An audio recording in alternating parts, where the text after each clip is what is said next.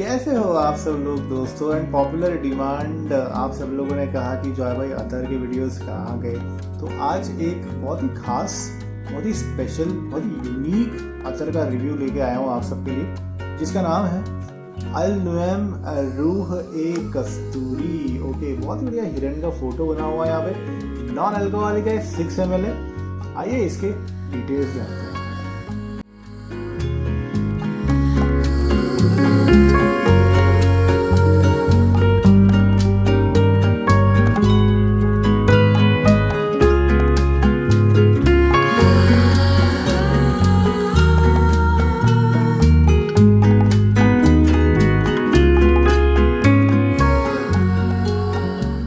आज का हमारा अतर अल नुएम का Rooh e Kasturi. Okay, so as a name suggest, Rooh e कस्तूरी मतलब कस्तूरी की ये खुशबू जो है वो इसमें होने का एक्सपेक्ट हम कर सकते हैं।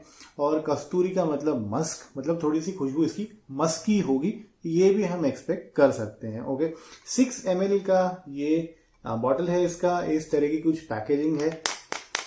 ओके, यहाँ पे एक प्लास्टिक का कैप है एंड अल नुएम का ये 6 ml रेगुलर सीरीज का रोल ऑन अतर है। ओके, तो इस तरीके से ये कैप ओपन होता है एंड ये जो अतर है ये इस प्रकार से कुछ बॉटल में है। ओके, बहुत ही प्यारी पैकेजिंग है, इसकी प्रेजेंटेशन भी काफ़ी अच्छी है और इस तरीके का कुछ ये अतर है। एक आध हफ्ते से यूज़ कर रहा हूँ दोस्तों मैं इसको। खुशबू इसकी यूनिक है, बहुत ही अच्छी है और बजट कैटेगरी में this is one of the good attars. Okay, मैं ये कहूँगा कि अगर किसी को डार्क मस्क समझने की शुरुआत करनी है तो उसने सबसे पहले ये वाला अतर ट्राई करना चाहिए।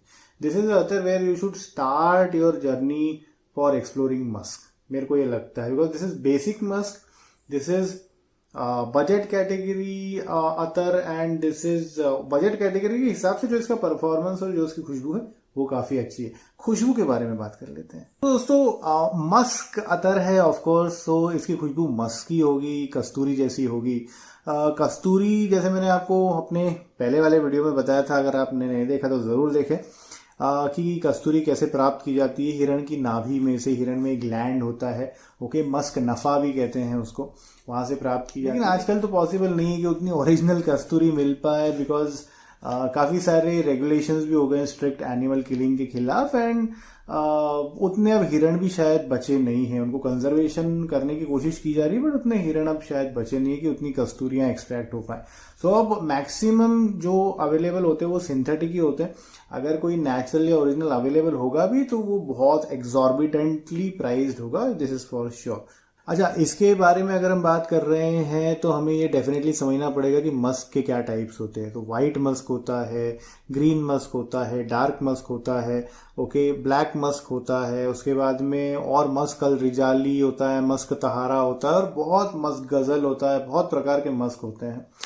मेरे हिसाब से कोई भी जो मस्क होते हैं, अगर मस्क बेस्ड फ्रेग्रेंस है तो 4 कैटेगरी में आ सकती है: white musk, green musk, dark musk और black musk. Okay, white musk का एग्जांपल लूँ तो बॉडी शॉप का white musk, very good, very nice fragrance, summer winter कभी भी यूज कर सकते हैं।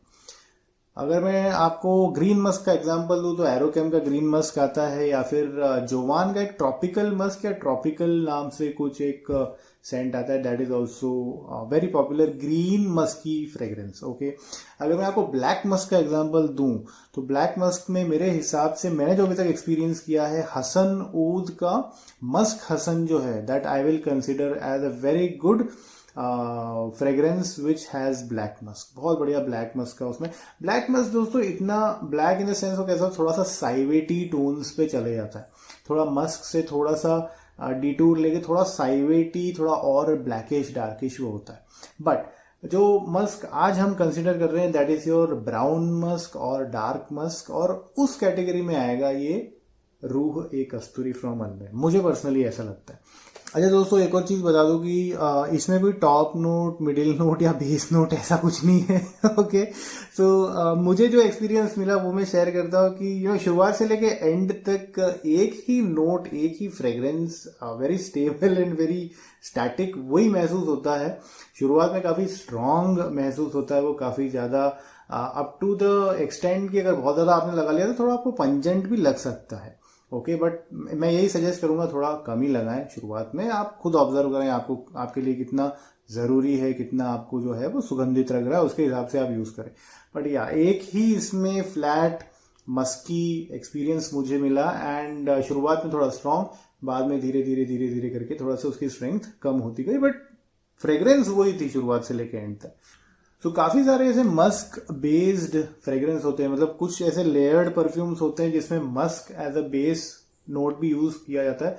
तो काफ़ी बार जो डार्क मस्क जिसमें यूज होता है तो उसमें इस तरीके की खुशबू मुझे मिलती है। ऐसे परफ्यूम्स में काफ़ी बार इसके तर्ज की खुशबू मुझे मिलती है। एग्जैक्टली यही वो खुशबू है, आई कैन नॉट से लाइक दैट, बट इसके तर्ज की खुशबू मुझे मिलती है ऐसे परफ्यूम्स में।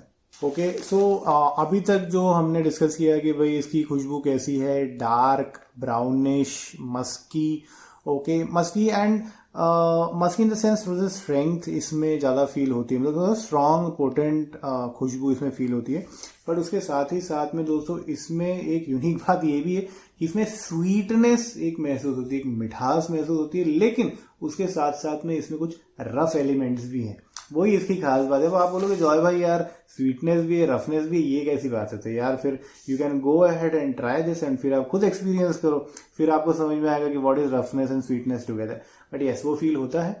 It does have effect of sweetness but with some rough elements in it, and that's what makes it a very unique musky fragrance. दोस्तों मुझे पर्सनली ऐसा लगता है कि this is a basic budget musk fragrance. I did not expect also and it did not get also any premium musky feel in it. मतलब ऐसा कोई बहुत ज़्यादा प्रीमियम एहसास हुआ फ्रेग्रेंस का, ऐसा तो बिल्कुल भी मुझे नहीं लगा.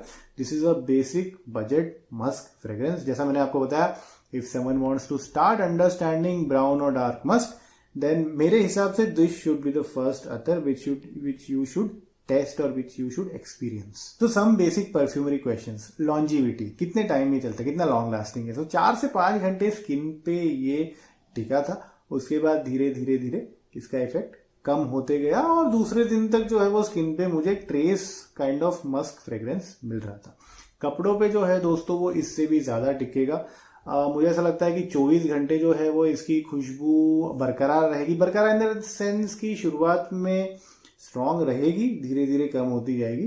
24 घंटे के आसपास जो है एटलीस्ट ट्रेस में तो ये आपको फील होगा. Okay, if not that strong but trace में डेफिनेटली ये फील होना चाहिए. कौन से सीजन में इसको अप्लाई करेंगे हम? मैं पर्सनली दोस्तों इसको सिर्फ एकदम जो ठंडी वाला सीजन होता है उसमें अप्लाई करूंगा, मतलब प्रॉपर विंटर्स में जिसमें जो है टेम्परेचर 20 डिग्री सेल्सियस से कम हो, सिर्फ उसी के दौरान मैं इसको अप्लाई करूंगा. या फिर कोल्ड रेन्स हो, मतलब बारिश गिर रही हो और बारिश गिरने से जो ठंड थोड़ा सा माहौल हो जाता है ठंडा, उसमें इसको अप्लाई कर सकते हैं.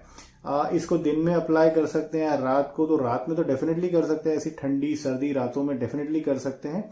बट अगर आपको दिन में अप्लाई करना है तो मैं ये सजेस्ट करूंगा कि इस अतर को आप तब अप्लाई करो जब सूरज से आप डायरेक्टली एक्सपोज न हो. मेरा ये एक्सपीरियंस है कि जब ये अतर अप्लाई करते हैं और अगर इस पर सनलाइट पड़ेगी तो ये एकदम फैलना शुरू हो जाएगा और उसमें थोड़ा सा ओवरवेलमिंग इफेक्ट मुझे 1-2 बार फील हुआ पर्सनली. मुझे नहीं पता आपको फील होगा या नहीं, बट मुझे तो फील हुआ.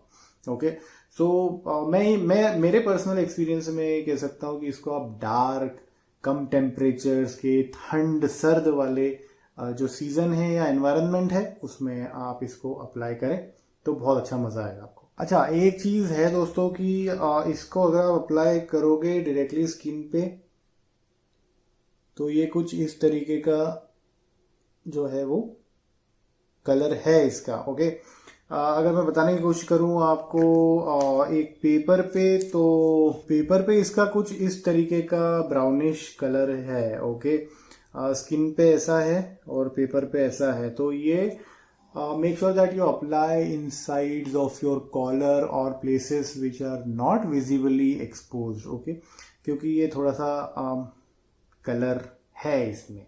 ओके, सो आपको ध्यान रखना चाहिए. ओके दोस्तों, सो आज का हमारा फ्रेग्रेंस था अल नुएम का रूह ए कस्तूरी. अगली बार फिर से मिलेंगे एक नए अतर के साथ में. अगर आप और वीडियोस देखना चाहते हैं अतर के तो आप अपने सुझाव कमेंट सेक्शन में ज़रूर दीजिए। हम मिलेंगे फिर से कुछ और अदर्स का एक्सपीरियंस लेके।